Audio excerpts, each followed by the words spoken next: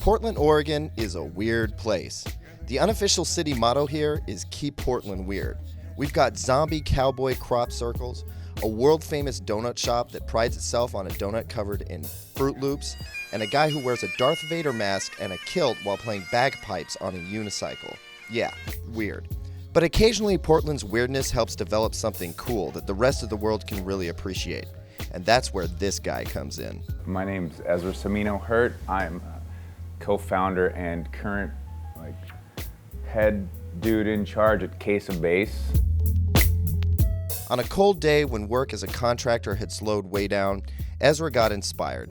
He spotted a cool portable speaker made by TDK and loved its retro look, but money was tight due to lack of work, and the speaker was expensive, so he decided to make his own. That's what I do. I make my own stuff. What started as a personal project grew organically and took months of experimentation and trial and error. Not having an engineering and electronics degree, sitting in a garage with a bunch of carpenter's tools, building stuff with hammer and nails that most companies use lasers, we're having to be innovative. That innovative effort produced the first Case of Bass.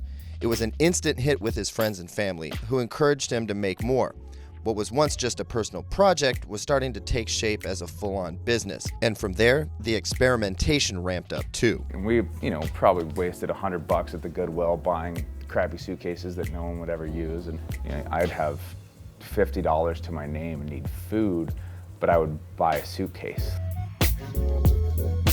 And those cases are critical. The entire speaker design is built around the case itself. The cases are always vintage and used. A lot of drivers are vintage and used, but it's like we can't find enough.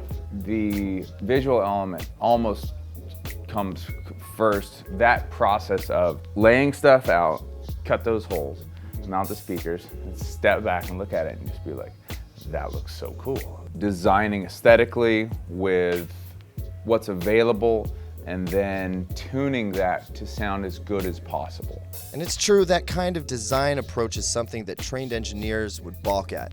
Sure, all the elements are familiar. Drivers, some mids, tweeters. For those, you're gonna build your crossovers. An amplifier, input selector, Bluetooth chip, the power system. But the way that Ezra gets to the final sound is a little unorthodox. What does this need? Well, it needs some low, so I'm like, we need some bass drivers, and then we're gonna have a mid, a tweet. All right, this horn is gonna be shrill. And yet, it works.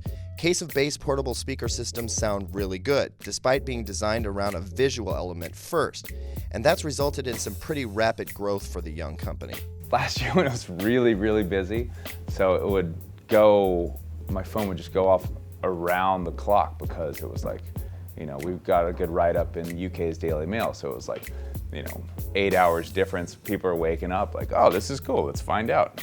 And I would just hear, even in the other room, my spidey senses would tingle. In a very short time, business has really picked up.